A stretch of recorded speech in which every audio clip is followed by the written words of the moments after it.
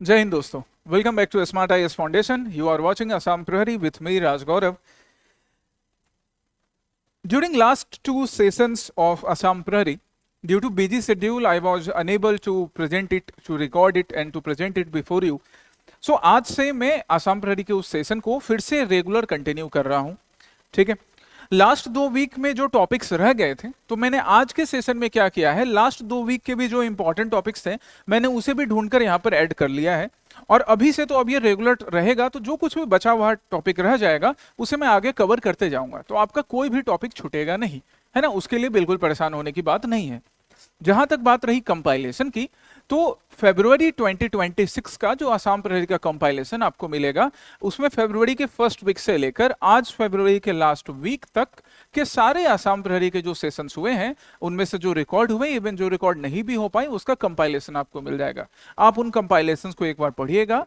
अगर उनमें कहीं पर किसी टॉपिक में डाउट लगे कि सर ये टॉपिक आपने वीडियो में एक्सप्लेन नहीं किया था, तो हमें यहाँ दिक्कत हो रही है, तो कमेंट सेक्शन में मुझे बताना. इस वीडियो को ही कमेंट सेक्शन में मैं वो आगे इंक्लूड करके एक्सप्लेन कर दूंगा.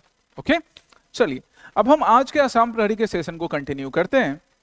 तो आज जो फर्स्ट टॉपिक मैं तुम्हारे साथ डिस्कस करने वाला हूं, वो टॉपिक है Assam's dark sky park initiative, जिससे रिलेटेड आप GS paper 1, GS paper 3 and GS paper 5 में मेंस में क्वेश्चंस एक्सपेक्ट कर सकते हो.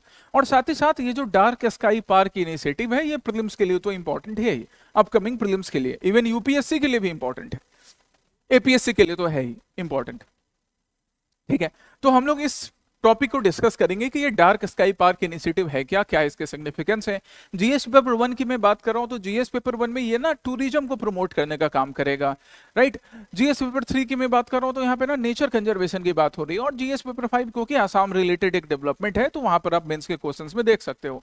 सेकंड टॉपिक होगा emergency landing facilities and the strategic infrastructure development in north east India. अभी रिसेंटली ऑनरेबल प्राइम मिनिस्टर ने एक मोरान हाईवे, मोरान रीजन में जो नेशनल हाईवे है, उसके एक पैच का इनॉग्रेशन किया, जहां पर राफेल और बाकी फाइटर जेट्स या बाकी जो एयर कैरियर प्लेन्स होते हैं वो उतरे थे. So that's really important, looking towards the strategic importance of north east India for India security. ये बड़ा इंपॉर्टेंट है मोरान के उस रीजन में, उस स्ट्रिप में, वहां पर ये कैपेबिलिटी डेवलप करना ना सिर्फ हमारे डिफेंस प्रिपेयर्डनेस को दिखाता है, बल्कि ये भी दिखाता है कि कल को मान लो अगर कोई डिजास्टर होता है, क्योंकि अर्थक्वेक प्रोन रीजन में नॉर्थ ईस्ट का मोस्टली पार्ट है, तो मान लो कल को भगवान ना करे, अल्लाह वाहिगुरु जीसस ना करे, कल को वैसा कोई डिजास्टर होता है, तो उस केस में भी रिलीफ मटेरियल के लिए एयरफोर्स के लार्ज एरोप्लेन्स डायरेक्टली वहां पर उतर सकते हैं. हालांकि कुछ चैलेंजेस भी हैं, हम उसको डिस्कस करेंगे. ठीक है. The third topic would be 16th finance commission and Assam. तो GS paper 2, GS paper 4, GS paper 3 में आप इससे रिलेटेड क्वेश्चंस एक्सपेक्ट कर सकते हो कि फाइनेंस कमीशन ने आसाम को लेकर क्या क्या चीजें मेंशन की है, कहां इन्हें इंप्रूव करने की जरूरत है, राइट, कहां पे कुछ चैलेंजेस रिमेनिंग है, कहां इंप्रूव करने की जरूरत है. इवन फाइनेंस कमीशन का फॉर्मेशन कैसे होता है, फाइनेंस कमीशन कैसे प्रीलिम्स के लिए इंपॉर्टेंट है, वो भी मैं डिस्कस करूंगा. The fourth topic would B Assam's inland waterway. Inland waterway, देखो दो टाइप के हम बात करते हैं. एक हमारा बात होता है जब भी वाटर की बात करते हैं या हम वाटर वेज की बात करते हैं, तो एक हमारे कोस्टल रीजन्स में या सी में वाटर वेज होते हैं, राइट, इंटरनेशनल वाटर वेज जो सीज के थ्रू कनेक्ट होते हैं. और एक भारत में सिंस इतनी सारी नदियां बहती हैं, from Brahmaputra to Ganga to Indus to Godavari to Kaveri to Krishna, तो इनलैंड वाटर वे भी बड़ी इंपॉर्टेंट है. और आसाम को देखें तो ब्रह्मपुत्रा आसाम के इनलैंड वाटर वे में एक बड़ा इंपॉर्टेंट रोल प्ले करता है. आज हम इनलैंड वाटर वे से रिलेटेड क्या डेवलपमेंट नए हो रहे हैं उसको डिस्कस करेंगे, और फिर आपके लिए इन सारे टॉपिक से रिलेटेड प्रीलिम्स और मेंस के क्वेश्चंस होंगे. ओके, चलिए अब आगे आसाम प्रहरी के सेशन में बढ़ने से पहले जरा हम रीड एंड रिफ्लेक्ट सेक्शन की बात कर ले. ये रीड एंड रिफ्लेक्ट सेक्शन तुम्हारे लर्निंग कैपेसिटी को, तुम्हारे अंडरस्टैंडिंग कैपेसिटी को बढ़ाने के लिए है, और साथ ही साथ तुम्हारा जो एसे राइटिंग है ना, इसको और बेहतर बनाने के लिए, कि एसे राइटिंग आपका और बेहतर हो. तो यहाँ आज मैंने रीड एंड रिफ्लेक्ट सेक्शन में 2 आर्टिकल्स लिए हैं. पहला आर्टिकल मैंने लिया है द हिंदू नहीं, आसाम ट्रिब्यून से. कहां से ये है? आसाम ट्रिब्यून. ठीक है, आसाम ट्रिब्यून के फरवरी 28 एडिशन से, जहां पे एक बड़ा अच्छा आर्टिकल एडिटोरियल सेक्शन में आया, decline of fundamental science in India. ये मैंने पहले भी डिस्कस किया है, ऐसे ही मिलते जुलते टॉपिक, कि इंडिया में ना मेंटल कैपेबिलिटी की कमी नहीं है, इंटेलेक्चुअल कैपेबिलिटी की कमी नहीं है, बट फिर भी जब नोबेल प्राइज अनाउंस होते हैं स्पेशली साइंस वाले फील्ड में, तो वहां पर इंडियंस का नाम नहीं होता है।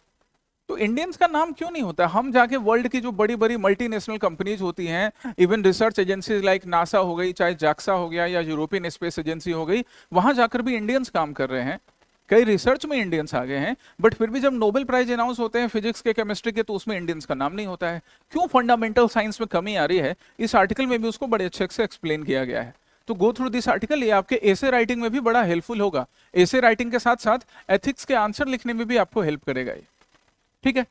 दूसरा आर्टिकल मैंने इंडियन एक्सप्रेस से लिया है, फरवरी 28 के एडिशन से ही, जहां पर आर्टिकल का टाइटल क्या था, the Pashtun question and the roots of Afghanistan Pak open war. ये क्रिकेट के फील्ड की बात नहीं हो रही है, ये एक्चुअल वॉर हो रही है जो कि अफगानिस्तान और पाकिस्तान के बॉर्डर पर चल रहा है।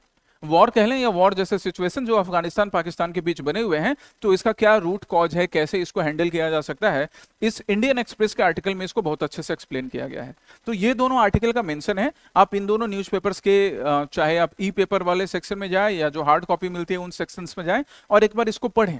पढ़कर अगर आप चाहें तो इन दोनों आर्टिकल से नोट्स भी बना सकते हो। नोट्स नहीं बनाना हो तो एटलीस्ट अंडरलाइन कर करके समझने का काम तो कर लो, ठीक है। अब हम अपने आसाम प्रहरी के पहले टॉपिक में आ जाते हैं।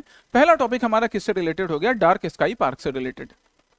आप एक आर्टिकल देख सकते हो that Assam to set up dark sky parks in 3 locations. तो सबसे पहले तो फिल्म्स की बात होगी कि भैया कौन कौन से 3 लोकेशंस में, तो Kaziranga, Manas and Dima Hasao, in 3 locations में डार्क स्काई पार्क्स एस्टेब्लिश किए जाने वाले हैं। है क्या भाई डार्क स्काई पार्क? ये आसाम स्टेट गवर्नमेंट का एक इनिशिएटिव है जिसका टारगेट ना 2 चीजों को लेकर है, 2 चीजों को एड्रेस करेगा। किस चीज को? एक तो हो गया इको टूरिज्म को प्रमोट करना, और साथ ही साथ सस्टेनेबल डेवलपमेंट, पॉल्यूशन कंट्रोल, ये भी। मतलब हम टूरिज्म भी प्रमोट करेंगे, क्योंकि जब हम बात काजीरंगा की कर रहे हैं, मानस की कर रहे हैं, दिमा हसाओ की कर रहे हैं, तो टूरिज्म भी तो प्रमोट होगा ही, बट साथ ही साथ हम सस्टेनेबल टूरिज्म प्रमोट करेंगे, या हम सस्टेनेबिलिटी के साथ साथ पॉल्यूशन कंट्रोल करने का भी काम करेंगे। तो हमारे कई गोल्स एक साथ एड्रेस हो जाएंगे इस डार्क स्काई पार्क इनिशिएटिव से, ठीक है। ये इसका मेन एजेंडा हो गया। चलते हैं हम आगे डिटेल में। आज भी जैसे तुम लोग पूछ रहे थे कि सर आंसर राइटिंग के लिए क्या करें, तो देखो अब इस टॉपिक से रिलेटेड जो क्वेश्चन होगा ना, मेंस का क्वेश्चन होगा। यहाँ देखो मैंने लास्ट में मेंस का क्वेश्चन मेंशन कर रखा है, ये हो गया मेंस का क्वेश्चन। तो ये मेंस के क्वेश्चन में सबसे पहले आपको लिखने के लिए शुरुआत कहाँ से करनी है, आप ये बताओगे कि what do you mean by dark sky parks. आप डार्क स्काई पार्क से क्या समझते हो? चलिए देखते हैं डार्क स्काई पार्क से क्या समझते हैं। डार्क स्काई पार्क है, अभी इधर स्लाइड्स की तरफ मत देखो। जब काजीरंगा नेशनल पार्क की बात करते हैं, मानस नेशनल पार्क की बात करते हैं, तो अगर तुम काजीरंगा और मानस नेशनल पार्क घूमने गए हो तो दिन के टाइम में गए हो या रातों के टाइम में गए, रात के टाइम में गए हो?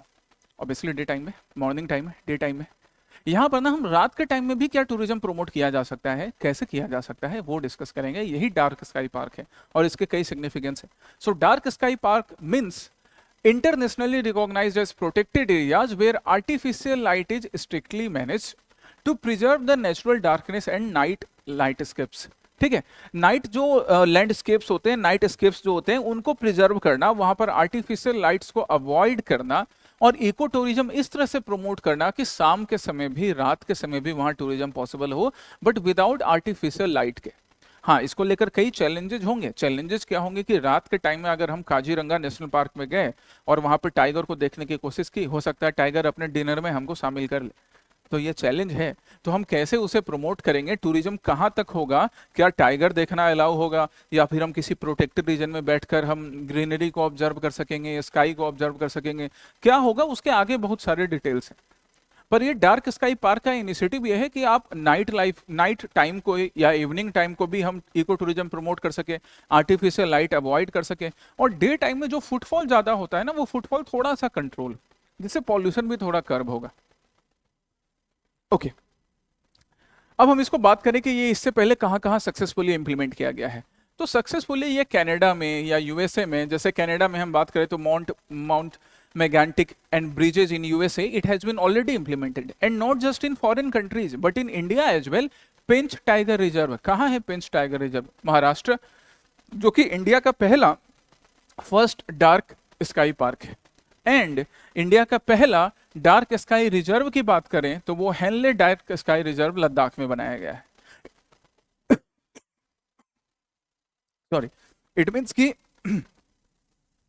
सॉरी इट मीन्स कि ये जो डार्क स्काई पार्क इनिशिएटिव है इंडिया में भी सक्सेसफुली पहले इंप्लीमेंट किया जा चुका है, इंडिया से पहले बाकी दूसरे देशों के नेशंस में भी सक्सेसफुली इंप्लीमेंट किया गया है। ठीक है, चलिए अब इस चीज को, इस सक्सेसफुल एग्जांपल को ध्यान में रखकर असम में कहां पर, इन 3 लोकेशंस पे, कहां, एक मिनट, ठीक है। अब चलिए असम में कहां पर इन सक्सेसफुल एग्जांपल्स को लेकर इंप्लीमेंट करवाएंगे, काजीरंगा में। क्यों?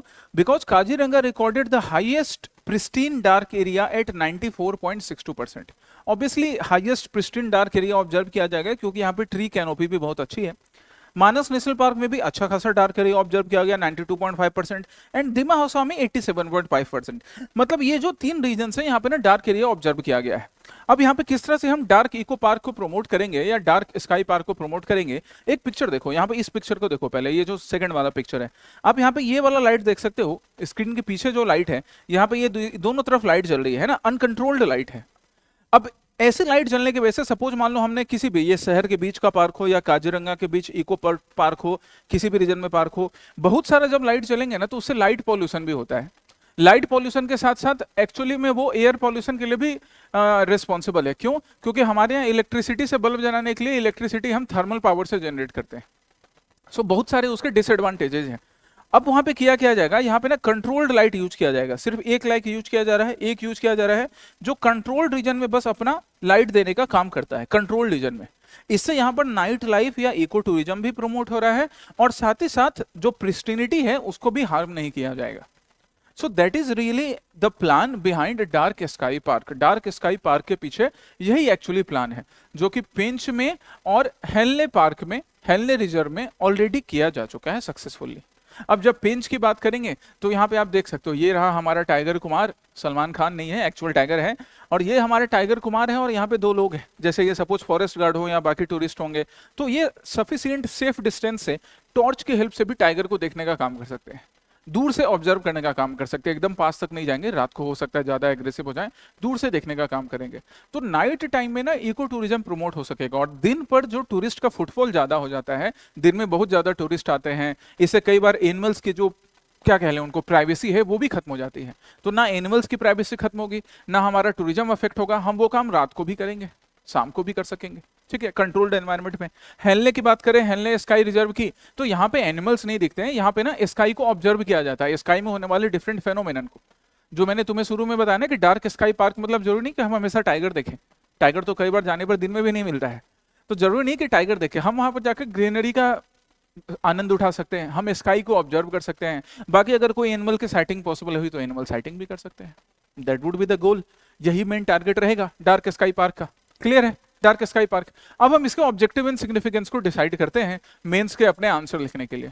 तो ऑब्जेक्टिव एंड सिग्निफिकेंस मेंस के आंसर्स के लिए डिसाइड कर रहे हैं, तो सबसे पहले हमने एक हेडिंग बनाया। क्या हेडिंग बनाया हमने? कि बायोडायवर्सिटी कंजर्वेशन कैसे होगा। तो बायोडायवर्सिटी कंजर्वेशन कैसे, कि जो नॉक्टर्नल वाइल्ड लाइफ है, जो नॉक्टर्नल एनिमल्स हैं, जो एक्चुअली रात को ही एक्टिव रहते हैं, अब वो रात को एक्टिव रहते हैं, दिन के टाइम में सो रहे होते हैं, तुम दिन में चले गए कि भाई हमको इसको देखना ही है दिन में, तुम तो जाके उसको डिस्टर्ब कर दिया उसकी नींद। अब रात को उसको ऑब्जर्व कर सकोगे, रात को वो बाहर घूमने निकले हैं, आप उसको एब्जॉर्ब कर सकोगे डार्कनेस में, राइट। साथ ही साथ डार्कनेस में जब उनको ऑब्जर्व कर रहे हैं, हालांकि वहां पे कंट्रोल्ड लाइट होगा, तो उनको किसी टाइप का डिस्टर्बेंस भी नहीं होगा, ये भी ध्यान रखा जाएगा। दूसरा क्या? Promoting astro tourism. Astro tourism बड़ा इंपॉर्टेंट टर्म है, प्रीलिम्स में डायरेक्ट क्वेश्चन आ सकता है यहाँ से। एस्ट्रो टूरिज्म है ना, इंपॉर्टेंट है एस्ट्रो टूरिज्म। देखो मैंने यहाँ समझा भी रखा है, एस्ट्रो टूरिज्म मतलब क्या? People traveling to destination where they can enjoy the dark sky with free of light and air pollution, right? जहां पर कि लाइट भी ज्यादा जरूरत ना पड़े, एयर पॉल्यूशन भी नहीं हो, और लोग क्या कर सके, डार्क स्काई को एंजॉय कर सके। डार्क स्काई एंजॉय करने का मतलब कि अंधेरे में ऐसे भूत की तरह बैठना नहीं। डार्क स्काई एंजॉय करने का मतलब कि अंधेरे में भी ग्रीनरी को कम लाइट से, बिना एयर पॉल्यूशन किए, बिना लाइट पॉल्यूशन किए ग्रीनरी को एंजॉय करना, या स्काई में अगर क्लियर स्काई में कोई इवेंट्स हो रहे हैं उनको ऑब्जर्व करना। यही क्या कहलाता है हमारा एस्ट्रो टूरिज्म। Astro tourism. तो ना एस्ट्रो टूरिज्म प्रमोट होगा, और एस्ट्रो टूरिज्म प्रमोट होने के साथ साथ ऑब्वियसली लाइवलीहुड की नई अपॉर्चुनिटीज क्रिएट होंगी, लाइवलीहुड की अपॉर्चुनिटीज। अब आप अगर मानस घूमने जाओ, काजीरंगा घूमने जाओ, तो आपको आप देखोगे वहां पे कि कई लोकल पीपल जो वहां पे रह रहे हैं, अब किसी वो मल्टीनेशनल कंपनी में काम करने नहीं जा सकते हैं, वो सिविल सर्विसेज का एग्जामिनेशन क्लियर करने हर कोई नहीं जा सकता, तो वो क्या कर रहा है, उसने वहां पर अपना एक रिजॉर्ट बना लिया, उसने अपने घर के सामने एक चाय की दुकान खोल ली, एक होटल खोल लिया, इससे उनका लाइवलीहुड चल रहा है। तो अब अगर हम सपोज शाम के टाइम में भी, रात के टाइम में भी अगर इको टूरिज्म प्रमोट करें सस्टेनेबल मैनर में, तो उनके लाइवलीहुड में इंक्रीमेंट ही होगा। फिर environmental and energy benefits, energy benefits and environmental benefits भी, हम ना कम लाइट यूज करेंगे, कम से कम लाइट यूज करेंगे, तो एनवायरमेंटल बेनिफिट्स भी हो रहे हैं। रीजनल हब भी डेवलप किया जा सकता है, रीजनल हब के फॉर्म में। अब ये काम पहले लद्दाख में, महाराष्ट्र में किया जा चुका है, तो अगर सेम चीज को अगर हम आसाम में डेवलप करें, तो आसाम पूरे नॉर्थ ईस्ट के लिए, नॉर्थ ईस्ट इंडिया के लिए, पूरे नॉर्थ ईस्ट इंडिया के लिए, सिर्फ अपने एक स्टेट के लिए नहीं, पूरे नॉर्थ ईस्ट इंडिया के लिए एक रीजनल हब, एक आइडियल पॉइंट के रूप में डेवलप हो सकेगा, right? And then facilitating scientific and astronomical research. There are many astronomical research, there are many astronomical phenomenon जो कि रात के टाइम में ऑब्जर्व किए जाते हैं। ये जो हम हेनले रिजर्व की बात कर रहे हैं ना, लद्दाख वाला, तो वो ना मेनली इसी एस्ट्रोनॉमिकल इवेंट्स को ऑब्जर्व करने के लिए यूज किया जाता है। लोग अपने चॉइस से भी जाते हैं, हॉबी के रूप में भी, राइट, और वहाँ पे रिसर्चर्स भी जाते हैं। तो ऐसे जो नाइट टाइम में होने वाले एस्ट्रोनॉमिकल इवेंट्स हैं, उनको ऑब्जर्व करने में भी हमारा ये डार्क स्काई पार्क इनिशिएटिव हमें हेल्प करेगा। बुझे? ये हमारे सिग्निफिकेंस हो गए। अब मेंस का आंसर लिखने की जब बारी आएगी, तो आप ऐसे हेडिंग बना के ये सिग्निफिकेंस बता सकते हो। बस हेडिंग बनाने के टाइम में ना यहाँ नंबर बुलेट यूज करना, नोट्स बनाने के लिए हम ये बुलेट यूज करते हैं, आप नंबर बुलेट यूज कीजिएगा, ठीक है? चलिए, but there are some challenges as well, challenges भी हैं, और वो चैलेंजेस हम इसलिए डिस्कस करते हैं ना, क्योंकि हम रूलिंग पार्टी या अपोजिशन पार्टी नहीं है कि सिर्फ तारीफ करें या क्रिटिसाइज करें। हम सिविल सर्विसेज के लिए पढ़ाई कर रहे हैं, तो हमें किसी भी स्कीम का, किसी भी प्लान का ना दोनों साइड देखना है। तो चैलेंजेस क्या है? चैलेंजेस है अर्बनाइजेशन एंड इंफ्रास्ट्रक्चर, कि अभी जो अर्बनाइजेशन इंफ्रास्ट्रक्चर है, जो डे टाइम में ही काजीरंगा के आसपास बना हुआ है, क्या वो बहुत ज्यादा इंक्रीज हो जाएगा? क्या उसके लिए जंगल काटे जाएंगे? तो दैट इज अ चैलेंज। दूसरा चैलेंज है inter departmental coordination. Inter departmental coordination भी इंपॉर्टेंट है। Tourism department, forest department, power department, panchayat, local government, ये ना अलग अलग डिपार्टमेंट्स होते हैं, अलग अलग मिनिस्ट्री होती है, इनके बीच का कोऑर्डिनेशन भी जरूरी है। अब रात के टाइम में टूरिज्म प्रमोट तो करना है, लाइट भी कम यूज करनी है, लेकिन वो कम लाइट भी सस्टेनेबल मैनर में आ जाए, इसके लिए power department, ministry of power का रोल है। लोकल गवर्नेंस को भी अपने साथ मिलाना पड़ेगा कि गांव वाले, बाकी लोकल पीपल, जो वहाँ इंडिजीनियस कम्युनिटी है, जो लोकल पीपल हैं, वो इसमें इन्वॉल्व हो सके। तो अलग अलग डिपार्टमेंट का रोल हो जाता है, उनके बीच का कोऑर्डिनेशन जरूरी है, जो कि इंडिया में एक बड़ा चैलेंज बना रहता है। देन फिर क्या? Stringent IDSS certification. हमें कई सर्टिफिकेशन की जरूरत होती है, कई सर्टिफिकेशन हमें स्ट्रेटेजिक लोकेशंस में, जैसे जब हम आसाम की बात करते हैं ना, तो आसाम ना सिर्फ नॉर्थ ईस्ट के लिए बल्कि पूरे इंडिया के लिए एक बड़ा स्ट्रेटेजिक पार्ट है, especially looking towards our neighboring nations like China and then their Myanmar and here Bangladesh, इनको ध्यान में रखते हुए। तो क्या इन रीजन्स में शाम के टाइम में भी इको टूरिज्म को प्रमोट करने से क्या कोई सिक्योरिटी चैलेंज अराइज हो सकता है? ऐसे भी कई चैलेंजेज हैं जिसके ऊपर विचार करना पड़ेगा। And then risk of over tourism. Risk of over tourism, अभी मैंने क्या बोला कि दिन के टाइम में जब टूरिज्म का प्रेशर ज्यादा रहता है, उसको हम कम कर सकते हैं शाम के टाइम में dark sky park tourism promote करके। पर इंसान के ना लोभ की, इंसान के ग्रीड की कोई लिमिट नहीं है। इंसान ग्रीडी होकर ये करे कि नहीं हम दिन में भी उतने ही टूरिस्ट लाएंगे और रात को भी एक्स्ट्रा टूरिस्ट लाएंगे, तो ओवर टूरिज्म हो जाएगा, और फिर नेचर लाइफ, हमारा जो वाइल्ड लाइफ है ना, वो एक्चुअली हार्म होने लगेगा। So these are the challenges. अब इन चैलेंजेज का सॉल्यूशन यहाँ मिल गया। सॉल्यूशन क्या है? स्मार्ट लाइटिंग पॉलिसीज यूज करना, कि हम ऐसी लाइटिंग यूज करेंगे, चाहे LED लाइट्स यूज करें या बैटरी बेस्ड लाइट्स यूज करें, या सबसे बढ़िया हम solar and wind power light use करें, हाइड्रो इलेक्ट्रिसिटी यूज करें, जिससे रात को जो भी इलेक्ट्रिसिटी यूज होगी वो कोल बेस्ड नहीं, रिन्यूएबल एनर्जी बेस्ड होगी, कम से कम यूज कर सकेंगे। कम्युनिटी लेड कंजर्वेशन भी, लोकल पीपल को पार्टिसिपेट करना, उनका पार्टिसिपेशन इंश्योर करवाना चैलेंज भी है, तो उनको इंक्लूड करके हम वे फॉरवर्ड भी ढूंढ सकते हैं, है ना? हमारे जो लोकल पीपल होते हैं ना, जो इंडिजिनियस कम्युनिटी होती है इन जगहों पर, उनके पास कई ऐसे ट्रेडिशनल नॉलेज होते हैं जो युगों से चले आ रहे हैं, जो एक जनरेशन दूसरे जनरेशन को पास करता आ रहा है, कि उनके पास कई ऐसे नॉलेज हैं जो बता सकते हैं कि अच्छा ये जो पर्टिकुलर एनिमल है ना, ये इस टाइम में ही रात को बाहर निकलता है, तो इससे ना टूरिज्म में भी हेल्प होगा। लेकिन वो ये भी बताएंगे कि देखो इस एनिमल से इतनी दूरी बनाकर रखनी चाहिए, इसको ऐसे हार्म नहीं पहुंचाना चाहिए, ये एक्टिविटी नहीं करनी चाहिए। हम रात के टाइम में भी कम लाइट में भी जंगल में जा सकते हैं सेफली, ये भी हमारे लोकल पीपल समझा सकते हैं। तो ऐसे कई चीजें हैं जहां पर हम लोकल पीपल को इन्वॉल्व करेंगे। इंस्टीट्यूशनल कोलैबोरेशन, जब डिफरेंट डिपार्टमेंट्स के बीच कोऑर्डिनेशन का चैलेंज होता है, तो उसी चैलेंज को सही करने के लिए इंस्टीट्यूशनल कोलैबोरेशन की जरूरत है। एंड रेप्लिकेटिंग डोमेस्टिक मॉडल्स, जब लद्दाख में सक्सेसफुल हो सकता है, महाराष्ट्र में सक्सेसफुल हो सकता है, तो why not in Assam, why not in other parts of India? वहां पे जो सक्सेसफुल मॉडल्स इंप्लीमेंट किए गए हैं हम उनको रेप्लिकेट करेंगे, वहां से सीखकर यहाँ इंप्लीमेंट करेंगे। That is the goal. ये वे फॉरवर्ड हो गया हमारा। ऐसे करके हमारा क्वेश्चन पूरी तरह से रेडी हो जाएगा। अब आप इस क्वेश्चन का आंसर कर सकते हो। ये वैसे 150 वर्ड में आंसर करना है, तो 2 पेज में आपको आंसर लिखना है। 2 पेज में आंसर लिखिए। ऐसा शुरू में होगा, इनिशियली होगा कि आप वर्ड लिमिट एक्सीड कर दोगे, it's fine, completely fine. Word limit जब एक्सीड होने लगे ना, आप उस आंसर को दोबारा लिखिए, धीरे धीरे देखना वर्ड लिमिट कंट्रोल हो जाएगा, बट लिखिए, है ना, अपना इनर्सिया को ब्रेक कीजिए। और ये रहा प्रीलिम्स बेस्ड प्रैक्टिस क्वेश्चन, जिसका आंसर तुम कमेंट सेक्शन में करोगे। सॉरी।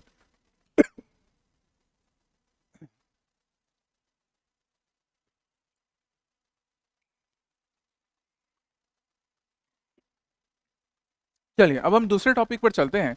दूसरा टॉपिक क्या है?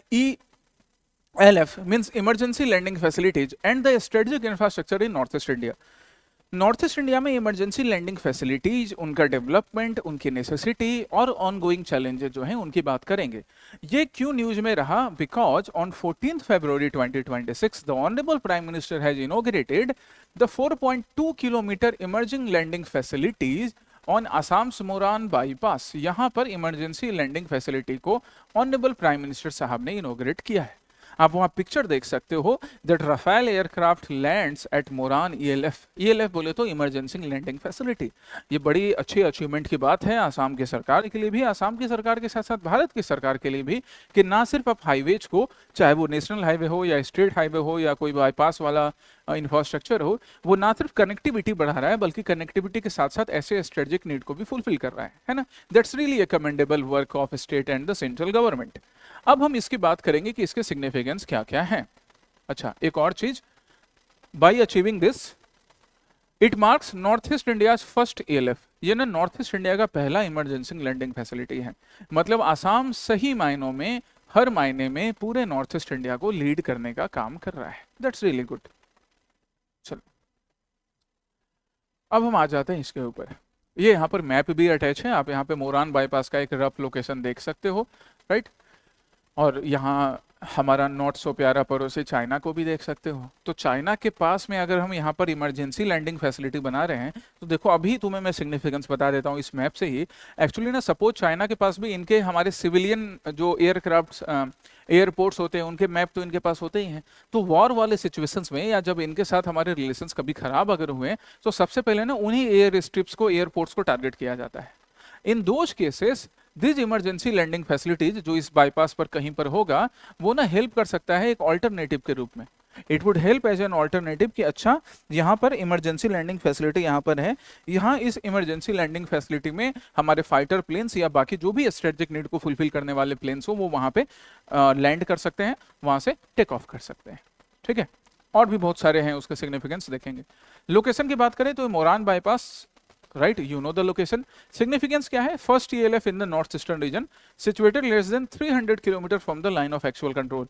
अमेरिका बोल रहा हूँ, चाइना के साथ जो हम अपना बॉर्डर शेयर कर रहे हैं ना, जिसको हम LAC line of actual control बोल रहे हैं, उससे 300 किलोमीटर से भी कम की दूरी पर सिचुएटेड है।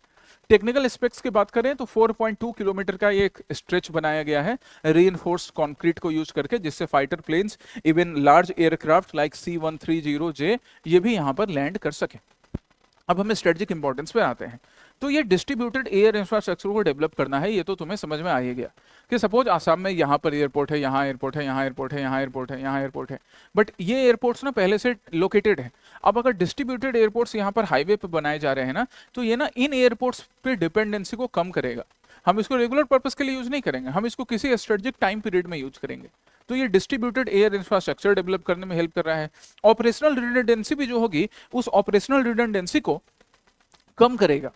It would provide an immediate alternative, एक इमीडिएट ऑल्टरनेटिव प्रोवाइड करेगा। अगर मान लो सपोज कल को वॉर हुआ और वॉर वाले सिचुएशन में सपोज गुवाहाटी एयरपोर्ट को टारगेट किया गया, तो अगर गुवाहाटी एयरपोर्ट को टारगेट किया गया, उस सिचुएशन में हमारा ये जो मोरान बाईपास है वो रेडी रहेगा और दुश्मन को हम जवाब दे सकेंगे।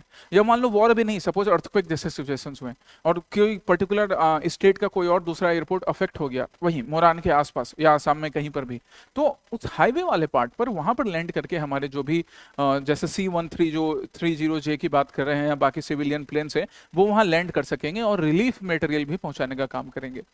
टेक्टिकल सरप्राइज एंड मोबिलिटी भी बढ़ाएगा।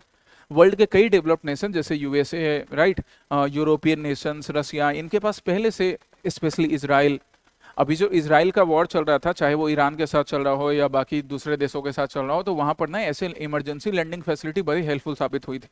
And countering China's buildup, China जिस तरह से एलएसी के अराउंड अपना बिल्डअप कर रहा है, उसको काउंटर करने के लिए ये हमारा जो इमरजेंसी लैंडिंग फैसिलिटी है, ये एक अच्छा जवाब होगा चाइना के उस एग्रेसिव इंफ्रास्ट्रक्चर डेवलपमेंट को काउंटर करने के लिए। आप यहाँ पर इस पिक्चर के हेल्प से भी इसको समझ सकते हो कि ये जो 4.2 किलोमीटर का स्ट्रेच बनाया गया है, 4.2 किलोमीटर का जो स्ट्रेच है, उसमें सिविलियन प्लेन्स और large civilian planes, right, like C-130J, right, and fighter aircraft, ये दोनों लैंड और टेक ऑफ दोनों कर सकते हैं। रीइंफोर्स्ड कंक्रीट हाईवे स्ट्रिप है, मतलब ये बाकी नॉर्मल हाईवे से ज़्यादा मजबूत बनाया गया है ताकि हेवी लोड को बियर कर सके। कॉस्ट की जहाँ तक बात करें तो लगभग 100 करोड़ का कॉस्ट आया है, ठीक है। वो अब इस पिक्चर को देखो कि जब मेजर एयर बेसिस को नुकसान पहुंचाया जाएगा, तब हमारे यहाँ पे इमरजेंसी लैंडिंग फैसिलिटीज हेल्पफुल साबित होंगी, चाइना के बिल्डअप को काउंटर करने में हेल्पफुल होगा। ये इस इमेज से भी आपको समझ में आ सकता है। ऐसे आप फ्लो चार्ट भी अपने आंसर में बना सकते हो मेंस के आंसर्स लिखने में, राइट। चलिए अब हम कंसर्न्स की बात करें। कंसर्न्स मतलब क्या क्या चैलेंजेस भी एसोसिएटेड हैं, राइट, ये कंसर्न्स या चैलेंजेस। तो कंसर्न चैलेंजेस सबसे पहले हो गया एक्सट्रीम जियो क्लाइमेट वल्नरेबिलिटी को लेकर। जिस क्लाइमेटिक कंडीशंस में, जिस जियो क्लाइमेटिक कंडीशंस में आसाम लोकेटेड है, यहाँ पर ना सबसे बड़ा चैलेंज आता है सिस्मिक एक्टिविटी को लेकर। सिस्मिक एक्टिविटी के बाद फिर हेवी मानसून भी, बारिश, और हेवी मानसून के टाइम में ब्रह्मपुत्रा रिवर अपने साथ बहुत सारा पानी लेकर बहती है। एक तो मानसून भी रहता है, बारिश का पानी भी है, और ऊपर से ग्लेशियल मेल्ट भी गर्मी के टाइम में बह रहा होता है। तो उस केस में there can be some challenge to such kind of emergency facilities. दूसरा फिर हो गया सिलीगुड़ी कॉरिडोर बॉटलनेक, कि हमने यहाँ पे इमरजेंसी रनवे बना तो लिया, हमने इमरजेंसी लैंडिंग फैसिलिटी तो बना ली, बट सिलीगुड़ी का जो बॉटलनेक है, उस बॉटलनेक को कैसे सॉल्व करेंगे। सिलीगुड़ी बॉटलनेक एक बड़ा चैलेंज है, specially looking towards India's changing relation with Bangladesh. Bangladesh के रिलेशन इंडिया के साथ जैसे जैसे चेंज होते रहते हैं, कभी कभी बांग्लादेश के कुछ लीडर ये स्टेटमेंट तक दे देते हैं कि बांग्लादेश को इंडिया के लिए एयर स्पेस बंद कर देना चाहिए। तो वो एक कंसर्न है कि उस केस में यहाँ पर लैंडिंग कैसी होगी, हम कौन सा एयर स्पेस यूज करेंगे, right. Then high security maintenance, obviously maintenance इसकी ज़्यादा इंपॉर्टेंट होगी। एक भी लूज स्टोन राफेल इंजन जैसे प्लेन के लिए एक बड़ा ही डिवास्टेटिंग साबित होगा, थोड़ा सा भी अगर कुछ भी चैलेंजेज आया। और हम जब अपने इंडिया में हाईवेज के परफॉर्मेंस को देखें, उनके मेंटेनेंस को देखें, तो ये रियली कंसर्न की बात है कि करप्शन का लेवल इतना ज़्यादा बढ़ा हुआ है कि पुल आज बनता है और कल बह जाता है, कल गिर जाता है। इन सिचुएशंस में अगर इन इंफ्रास्ट्रक्चर का भी ख्याल नहीं रखा गया तो बड़ा डिटोरेटिंग डिवास्टेटिंग रिजल्ट आ सकता है। Signal interference and surveillance risk भी। सिग्नल इंटरवेंस क्या, बॉर्डर एरियाज में है, एलएसी से ज़्यादा दूर नहीं है, तो यहाँ पर ना जैमर्स को यूज करके, ड्रोन्स को यूज करके डिसरप्ट किया जा सकता है लैंडिंग को, right. These are some challenges, ये वो चैलेंजेस हैं। इन चैलेंजेस से डील करने के लिए हमारे पास वे फॉरवर्ड भी हैं। वे फॉरवर्ड क्या, यहाँ पर देखो मैंने आपके लिए 4 वे फॉरवर्ड डिसाइड किए हैं। आप उसको यहाँ भी समझ सकते हो कि इंटीग्रेटेड हम सेंसर ग्रिड बनाएं। इंटीग्रेटेड सेंसर ग्रिड बनाने का मतलब हम automated FOD detection and fibre optic sensors बनाएंगे जो रियल टाइम सरफेस मॉनिटरिंग करेगा। ये रियल टाइम में मॉनिटर कर लेगा कि आसपास कोई ड्रोन है, जो ड्रोन इस पे अटैक करने का ट्राई कर रहा है, कोई जैमर्स तो कहीं नहीं लगा है, या सपोज इंडिया के ही अपने फ्रेंडली ड्रोन्स हैं, उनको जैम करने की तो कोशिश नहीं हो रही है। ये इंटीग्रेटेड सेंसर ग्रिड से हो जाएगा। Decentralised fuel and ammo nodes, decentralised fuel and ammo nodes का डेवलपमेंट करना। अब ये क्या हो गया, underground fuel and arming storage develop करना। ये भी एक ऑल्टरनेटिव है जो मोरान ईएलएफ फैसिलिटी के आसपास डेवलप किया जा सकता है। कि सपोज अगर कल को मोरान ईएलएफ फैसिलिटी को ही टारगेट कर दिया गया, तो उस केस में हम उसके पास एक और ऑल्टरनेटिव बनाकर रखेंगे, ठीक है। Then civil military SOP, rapid traffic clearance protocols with local authorities and regular mock drills. ELF का मेन यूज मिलिट्री पर्पस के लिए किया जाएगा, ये चीज तो क्लियर है, हालांकि रिलीफ के लिए भी किया जाएगा। बट अगर हम सपोज सिविल का कोऑर्डिनेशन, सिविल एंड मिलिट्री का कोऑर्डिनेशन इंक्रीज करें, जो लोकल पीपल हैं जो उस बाईपास को रेगुलर यूज करेंगे, या फिर जो लोकल गवर्नमेंट है, आज हम आसाम की बात कर रहे हैं, कल इंडिया के दूसरे स्टेट में इंप्लीमेंट किया जाएगा, बाकी स्टेट में जहां पहले इंप्लीमेंट किया जा चुका है। तो जिन जिन स्टेट्स में इंप्लीमेंट किया जाएगा, अगर civil department and military departments के बीच के कोऑर्डिनेशन को बढ़ाए ना, तो सिक्योरिटी भी इंश्योर की जाएगी। जो हम करप्शन की बात कर रहे थे कि करप्शन की वजह से इंफ्रास्ट्रक्चर लूज हो सकता है, वो भी नहीं हो पाएगा, राइट, वो भी नहीं होगा, वो भी सही कर लिया जाएगा। टेक्नोलॉजिकल कैमोफ्लेज डेवलप किया जा सकता है, कि मोरान हाईवे को, अभी मैं तुम्हें क्या बोल रहा था कि जो एक्चुअल हमारे एयरपोर्ट से उनको टारगेट करने के सिचुएशंस में हम इस मोरान ईएलएफ को यूज करेंगे। तो कल को अगर इन्हें टारगेट किया तो इन्हें टारगेट से बचाने के लिए हम कैमोफ्लेज यूज कर सकते हैं। हम इनके आसपास ऐसे कंस्ट्रक्शंस करेंगे या इसके अराउंड ऐसे कंस्ट्रक्शन करेंगे कि मालूम ही नहीं पड़ेगा कि एक्चुअली में ईएलएफ कहां पर है। ठीक है, यह हमारा वे फॉरवर्ड हो गया उन चैलेंजेस से डील करने के लिए। And so now this question for you, ये आपके लिए क्वेश्चन हुआ। और ये जो क्वेश्चन है ना, ये 250 वर्ड्स का क्वेश्चन है। 250 वर्ड्स का क्वेश्चन है, मतलब आपको 3 to 4 पेजेस में लिखने का ट्राई करना है इस क्वेश्चन को।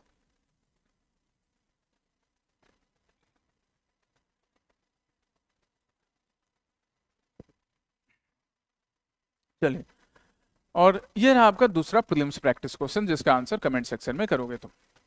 फिर हम नेक्स्ट टॉपिक पर चलते हैं। नेक्स्ट टॉपिक है 16th finance commission and Assam से रिलेटेड, कि 16th फाइनेंस कमीशन ने आसाम के बारे में क्या क्या बातें कही हैं, क्या इंपॉर्टेंट बातें हैं एग्जामिनेशन पर्सपेक्टिव से, वो डिस्कस करना। पहले हम न्यूज़पेपर्स की क्लिपिंग से, जो बेस मेन पॉइंट है न्यूज़पेपर की क्लिपिंग्स बोला हूं मैं, जो 16th फाइनेंस कमीशन का जो समरी कह लो आसाम के लिए, वो क्या है उस पर हम ध्यान देते हैं। तो 16th फाइनेंस कमीशन क्या बोल रहा है, that the central tax, the article mentioned that Assam's share in central tax has risen from 3.128% to 3.26%। मतलब कि आसाम का कंट्रीब्यूशन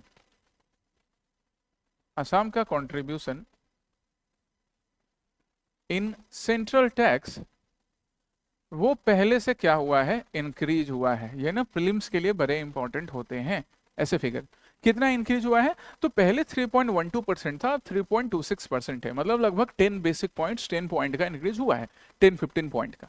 ठीक है, लेकिन कंसर्न एक जारी है। फाइनेंस कमीशन फिर एक कंसर्न भी बोल रहा है कि since 50 to 60% of its revenue still comes from the centre, it stress the need for fiscal discipline and self reliance.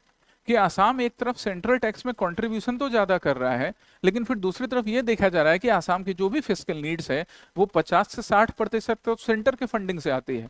इसका मतलब आप सेंटर से आने वाले फंडिंग से अपने फिस्कल, अपने फाइनेंशियल नीड को फुलफिल कर रहे हो 50% तक, 60% तक।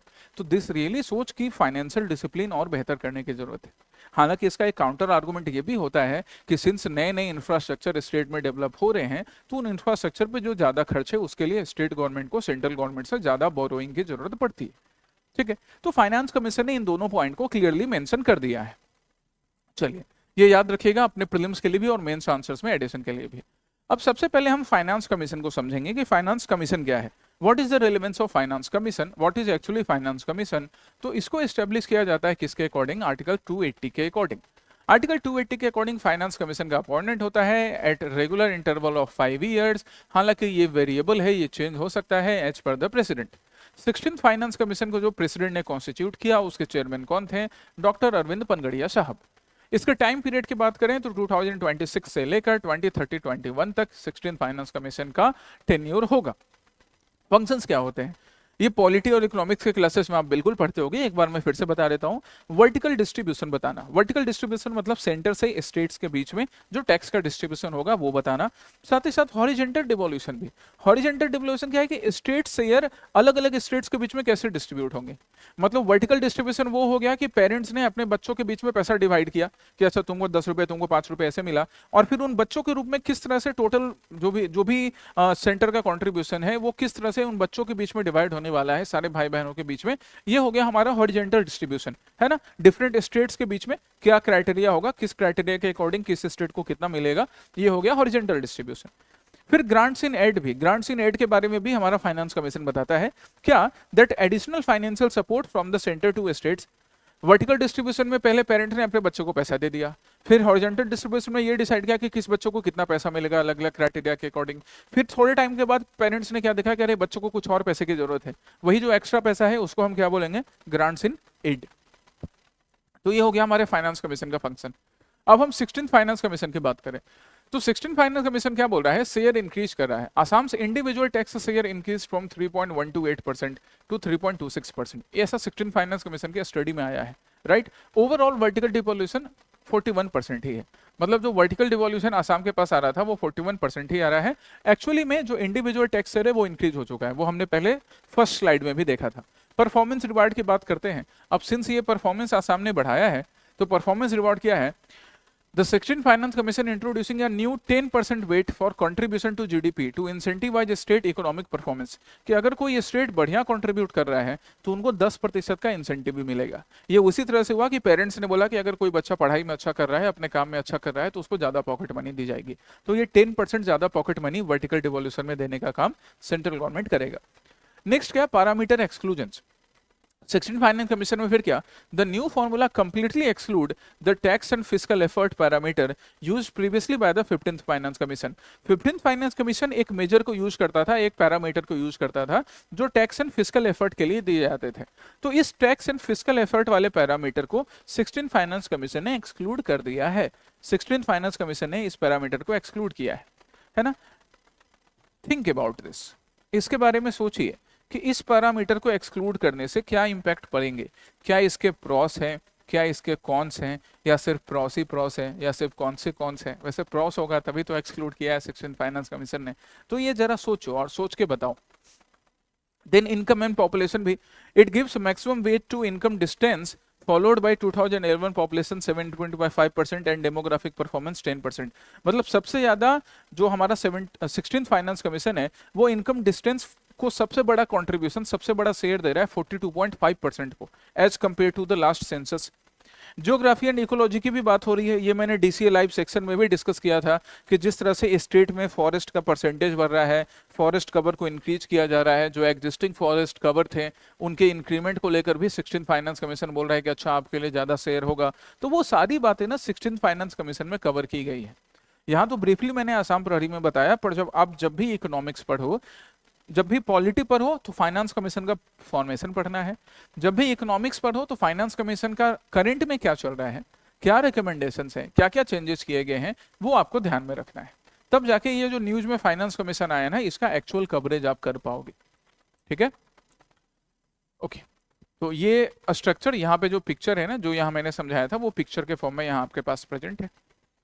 चलिए अब हम fiscal consolidation and deficit target की बात करते हैं 16th फाइनेंस कमीशन के अकॉर्डिंग।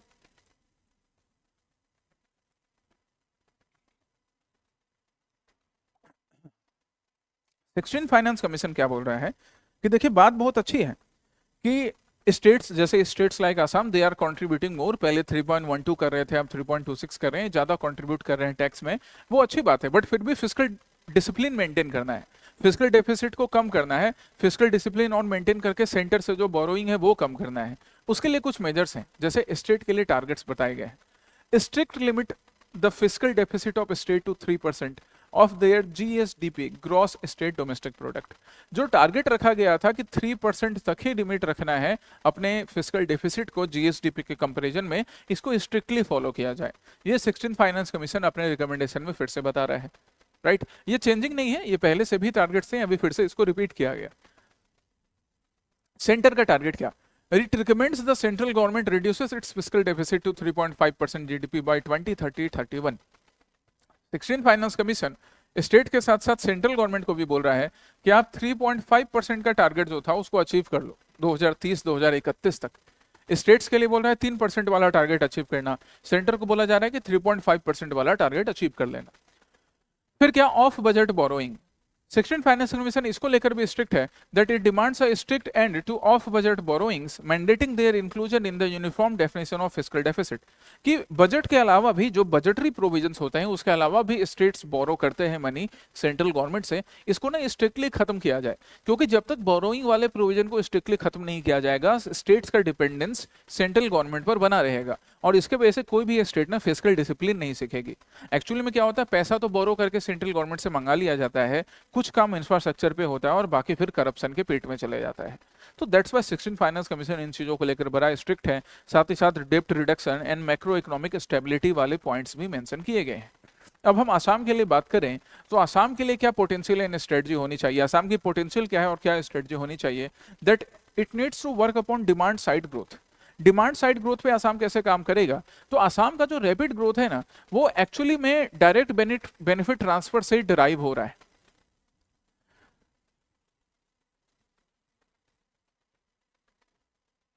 नियोजित मोइना स्कीम की बात करें, है ना, बाबू आसोनी स्कीम की बात करें तो ये स्कीम्स जो है ना, या इसके अलावा बाकी जो भी स्कीम्स हैं जहां पर डायरेक्ट बेनिफिट ट्रांसफर हो रहा है या सरकार अपने तरफ से वेलफेयर मेजर्स के नाम पे पैसा खर्च कर रही है, तो एक्चुअली में जो ग्रोथ है वो इसके वजह से हो तो पा रहा है, बट इसका ना फिस्कल बर्डन स्टेट के ऊपर पड़ता है, और इस फिस्कल बर्डन को फुलफिल करने के लिए स्टेट को सेंटर से बोरोइंग करना पड़ता है। तो पोटेंशियल और चैलेंज दोनों ने एक ही जगह पर है। ये पोटेंशियल भी है क्योंकि सरकार अगर निजुत मोइना स्कीम या बाबू आसोनी स्कीम को नहीं इंप्लीमेंट करे तो फिर जो हमारे बच्चे हैं, जो college going school going students हैं या बाकी जो भी स्कीम्स हैं अलग अलग ग्रुप्स के लिए, उनका वेलफेयर नहीं हो सकेगा, उनका डेवलपमेंट नहीं हो सकेगा, उनके सोशियो इकोनॉमिक डेवलपमेंट के लिए जरूरी है। लेकिन वो डेवलपमेंट ऐसा नहीं हो कि स्टेट के ऊपर ना डेफिसिट, स्टेट के ऊपर बोरोइंग डेट बढ़ता जाए। राइट, पोटेंशियल और चैलेंज दोनों साथ में है। ओके, देन क्या, एग्रीकल्चर। पहले भी मैंने कई बार डिस्कस किया है आसाम प्रहरी के सेशन में भी, और आपने अपने इकोनॉमिक्स की क्लासेस में भी देखा होगा। तो मुझे बताओ कि आसाम की कितनी परसेंट पॉपुलेशन एग्रीकल्चर पे डिपेंडेंट है? What is the percentage of population which is developed, which is dependent upon the agricultural activities? तो ये बात जब आपको मालूम पड़ेगी तो आपको समझ में आएगा कि अच्छा, आसाम में तो मेजर डिपेंडेंसी अभी भी किस पर बनी हुई है? एग्रीकल्चर पे। और ये ना शिफ्ट होने की जरूरत है, क्योंकि एग्रीकल्चर पर डिपेंडेंसी बने होने की वजह से, और स्पेशली एग्रीकल्चर में जब मानसून पर डिपेंडेंसी रहती है, रिवर्स पर डिपेंडेंसी रहती है, तो फ्लड आने के चांसेस या साइक्लोन्स के वजह से क्रॉप बर्बाद होना, ये बड़ा चैलेंज बन जाता है, और स्टेट को यहाँ पर रिलीफ देने के लिए फिर से बोरोइंग का सहारा लेना पड़ता है। सर्विसेज एंड लॉजिस्टिक चैलेंजेस होना, तो खैर इन चैलेंजेस को दूर करने के लिए स्पेशल इकोनॉमिक जोन एस्टेब्लिश किए जा सकते हैं। स्पेशल इकोनॉमिक जोन के साथ साथ अब जैसे टाटा सेमीकंडक्टर प्लांट जो लगाया गया, वो भी एक अच्छा इनिशिएटिव है। राइट, एफडीआई एंड इंडस्ट्री, मतलब फॉरेन डायरेक्ट इन्वेस्टमेंट बढ़ाना, फॉरेन डायरेक्ट इन्वेस्टमेंट बढ़ाने के साथ साथ नेशनल लेवल पर भी इन्वेस्टमेंट इंप्रूव करना चाहिए। इसके लिए आसाम को अपने ईज ऑफ डूइंग बिजनेस में जो आसाम का रैंक है, या फिर ईज ऑफ डूइंग बिजनेस की जो कैपेसिटी है, दैट शुड बी इंक्रीज, वो इंक्रीज करना होगा। वो इंक्रीज करने के लिए लॉ एंड ऑर्डर का सिचुएशन इंक्रीज करना होगा, वो इंक्रीज करने के लिए कनेक्टिविटी इंक्रीज करनी होगी। तो सब कुछ ना एक दूसरे से कनेक्टेड होता है जब डेवलपमेंट की बात होती है। एंड रेमिटेंस इकोनॉमी भी, रेमिटेंस इकोनॉमी क्या, that it encourages promoting the skilled migration of SMEs youth globally to increase remittance and state liquidity। कि आपके अंदर टैलेंट है, आसाम के बच्चों के अंदर टैलेंट है, तो चलिए जब आपको मौका मिला तो आप जापान चले जाइए, और जापान जाकर वहां काम कीजिए और वहां से अपने घर वालों को पैसा भेजिए। ये होगा remittance economy.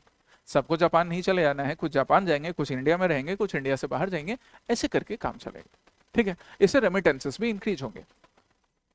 Now and so the final way forward, final way forward क्या है, जब किससे हम सेंटर के ऊपर डिपेंडेंस कम कर सकते हैं? रेवेन्यू इंडिपेंडेंस बढ़ाना। रेवेन्यू इंडिपेंडेंस के लिए ऑब्वियसली हमें टैक्स कॉम्प्लायंस मेजर्स इंप्रूव करने होंगे, हमें नए नए इन्वेस्टमेंट लाने होंगे, हमें टाटा के सेमीकंडक्टर प्लांट पे ही नहीं रुक जाना होगा, इसके अलावा और भी जैसे एडवांटेज आसाम 2.0 है, एडवांटेज आसाम इनिशिएटिव जो है ना, वो एक अच्छा माध्यम है, एक अच्छा वे है जिससे आसाम में इकोनॉमिक डेवलपमेंट, फाइनेंशियल डेवलपमेंट किया जाए। तो जब स्टेट के पास खुद ब खुद पैसा ज्यादा आने लगेगा तो स्टेट के ऊपर ना डिपेंडेंसी कम हो जाएगी। डिसेंट्रलाइज प्लानिंग को बढ़ाना, अभी मैं ग्लोबल डार्क स्काई पार्क की बात कर रहा था ना, तो डार्क स्काई पार्क आसाम में टूरिज्म को प्रमोट कर रहा है, करेगा प्रमोट टूरिज्म को। तो टूरिज्म को प्रमोट करने से वो धीरे धीरे जो इकोनॉमी ग्रो करेगी, वो सारे ना कहीं इसके पार्ट बन जाएंगे। तो these are the way forward. Inclusive growth को प्रमोट करना, कैलिब्रेटेड अप्रोच एडॉप्ट करना, ये वो वे फॉरवर्ड है जिससे कि असम अपने फिस्कल डेफिसिट को कम कर सकता है, सेंटर के ऊपर जो बोरोइंग के लिए डिपेंडेंसी होती है उसको कम कर सकता है। राइट, ये आपका क्वेश्चन रह गया पूरा डिटेल में 250 वर्ड्स का एक क्वेश्चन। इसको आंसर करने के लिए ना पहले क्वेश्चन एक बार पढ़ लो। क्या लिखा है? The 16 finance commission recommendations mark a paradigm shift in fiscal federalism by balancing the reward for economic performance with strict mandate for fiscal discipline. ये एक स्टेटमेंट हो गया, कंप्लीट स्टेटमेंट। अब इसको आपको 3 से 4 पेज में लिखना है। कैसे लिखना है? Analyze this statement in the context of Assam's current economic trajectory. तो करंट इकोनॉमिक ट्रेजेक्टरी जो है, यहाँ पे जो करंट इकोनॉमिक ट्रेजेक्टरी बताई गई है इस साइड में, ये जो करंट इकोनॉमिक ट्रेजेक्टरी है, साथ ही साथ असम में किस तरह से 50-60% अभी भी सेंटर पे डिपेंडेंसी है, कैसे यहाँ पर इंक्रीज हुआ है सेंट्रल टैक्स में आसाम का शेयर, पहले वो मेंशन करना है। राइट, फिर उसके बाद what structural reforms must the state undertake. State को क्या क्या स्ट्रक्चरल रिफॉर्म्स चाहिए, तो ये रहा way forward. To reduce its dependence on central transfer and achieve sustainable macro economic sustainability. तो ये क्या क्या चेंजेस करने चाहिए, वो चेंजेस यहाँ पर मेंशन्ड है। इन चेंजेस के अलावा भी तुम कुछ चेंजेस आंसर में वे फॉरवर्ड में इंक्लूड कर सकते हो, आपका आंसर बड़े अच्छे से पूरा हो जाएगा। ठीक है, और ये रहा प्रीलिम्स बेस्ड प्रैक्टिस क्वेश्चन इस टॉपिक पर एक, जो आंसर तुम कमेंट सेक्शन में करोगे। अब हम चलते हैं अपने last but not the list topic, जहां पर हम इनलैंड वाटरवे के डेवलपमेंट की बात करेंगे। चलिए ये देखिए, इनलैंड वाटरवे से रिलेटेड एक पिक्चर। कहाँ का पिक्चर है, ध्यान से देखो, दिख रहा है क्या आसपास, कहाँ कभी गए होगे तो।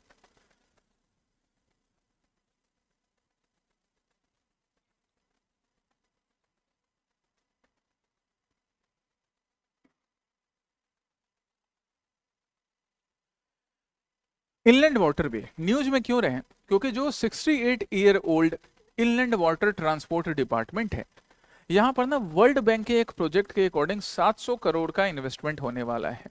और इस इन्वेस्टमेंट के साथ साथ ही इनलैंड वाटर ट्रांसपोर्ट डिपार्टमेंट अब प्राइवेट प्लेयर्स के लिए पूरी तरह से ओपन हो जाएगा, क्योंकि वर्ल्ड बैंक ना 700 करोड़ ऐसे ही नहीं इन्वेस्ट कर देगा। वर्ल्ड बैंक को ये चाहिए कि भाई वो इन्वेस्टमेंट का पैसा भी आए, और साथ ही साथ not just national players but international player, they can also plan and execute and earn profit from Assam inland transport, Assam inland water transport.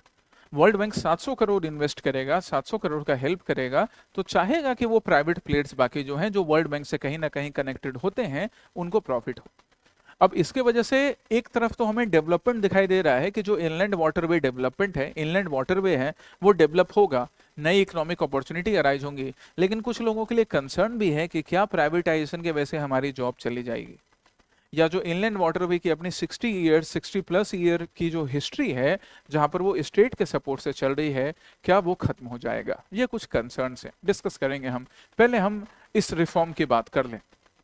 तो रिफॉर्म क्या है, इनलैंड वाटरवे उसकी कैपेसिटी काफ़ी ज़्यादा थी। इस कैपेसिटी को इम्प्रूव करने के लिए, मॉडर्निटी लाने के लिए, सेफ्टी इंक्रीज करने के लिए, एफिशिएंसी बढ़ाने के लिए सरकार 700 करोड़ के एक प्रोजेक्ट पर काम कर रही है। किसके साथ? वर्ल्ड बैंक के साथ। तो ये प्रीलिम्स में आएगा क्वेश्चन कि किसके साथ काम किया जा रहा है, क्यों किया जा रहा है। Because it can serve about 5 million passengers annually in riverine areas lacking bridges, कि वो रिवराइन एरियाज, 4 रीजन्स जहां पर ब्रिज नहीं है, वैसे ब्रिज बनाने का काम भी बड़ी तेजी से चल रहा है, पर जहां पर ब्रिज नहीं है या जहां पर रोड की कनेक्टिविटी पॉसिबल नहीं है, ट्रेन कनेक्टिविटी पॉसिबल नहीं है, वहां पर हमारे ये जो शिपिंग्स हैं, ये जो शिप्स हैं, ये कनेक्टिविटी प्रोवाइड करने का काम करेंगे अराउंड 5 मिलियन पीपल के लिए एनुअली।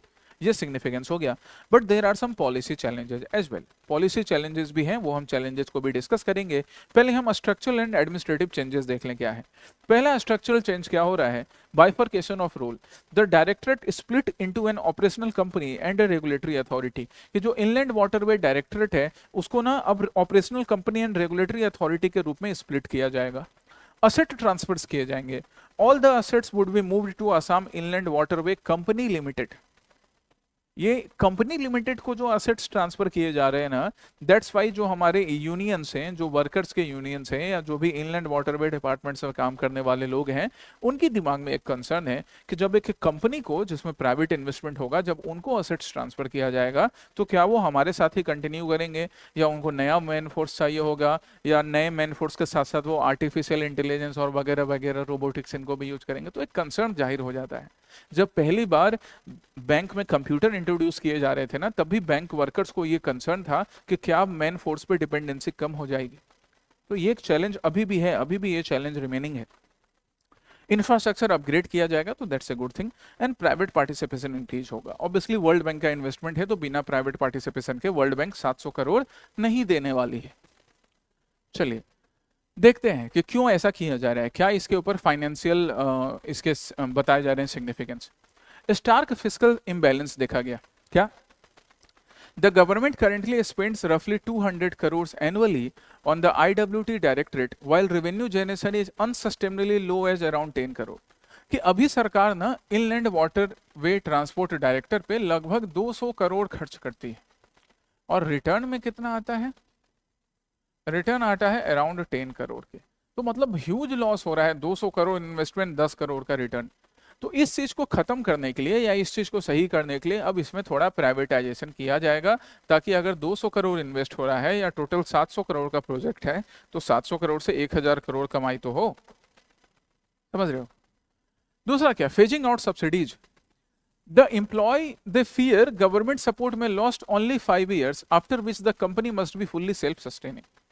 ये भी एक कंसर्न है कि अभी सरकार ना 5 साल के लिए इनको सपोर्ट करेगी, लेकिन 5 साल के बाद जब कंपनी फुल्ली सस्टेनेबल हो जाएगी, जब पूरी तरह से प्राइवेटाइजेशन हो जाएगा, तो उस टाइम में सब्सिडी का क्या होगा, उस टाइम में इन जो भी इंप्लॉयज है उनका क्या होगा।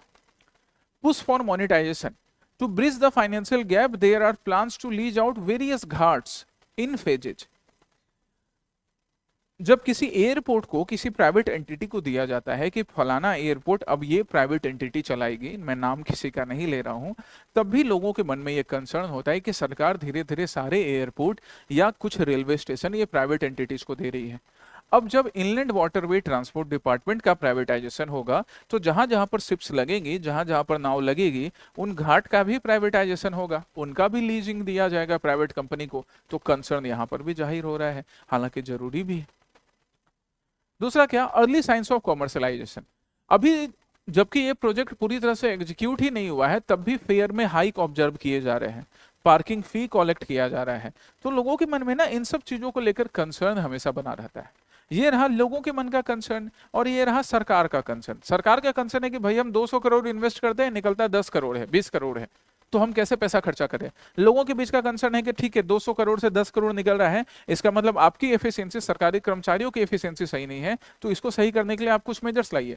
या सरकारी कर्मचारी या जो कर्मचारी अभी यहाँ पर हैं, वो बोलते हैं कि भाई हम तो अपना काम करना चाहते हैं, बट पॉलिटिकल इंटरफेरेंस के वजह से नहीं हो पा रहा है। तो ये ना एक दूसरे के ऊपर इल्जाम लगाना, इसके वजह से एक्चुअली में प्राइवेटाइजेशन की भी नीड आ गई, पहले सही किया नहीं गया। खैर आगे बढ़े, हम डिसीजन लेने का काम किया जा चुका है।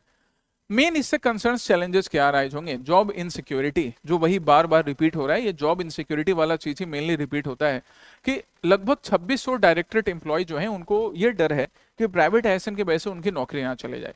ऑपरेशनल कंफ्यूजन भी, अब ये जो इनलैंड वाटरवे ट्रांसपोर्ट डिपार्टमेंट है या ये जो डायरेक्टर था, अब इनके पास ये चैलेंज है कि भाई ऑपरेशनल रोल किसके पास होगा। चलिए ऑपरेशनल रोल हमारे पास है, तो बाकी एडमिनिस्ट्रेटिव रोल किसके पास होगा, कैसे प्राइवेट एंटिटीज और गवर्नमेंट बॉडीज आपस में कोऑर्डिनेट करेंगी, है ना। लोगों के लिए क्या कंसर्न है कि जब भी प्राइवेटाइजेशन होता है ना, तो फेयर्स बढ़ जाते हैं। इवन कंप्लीट प्राइवेटाइजेशन नहीं होने के बाद भी फेयर बढ़ जाते हैं।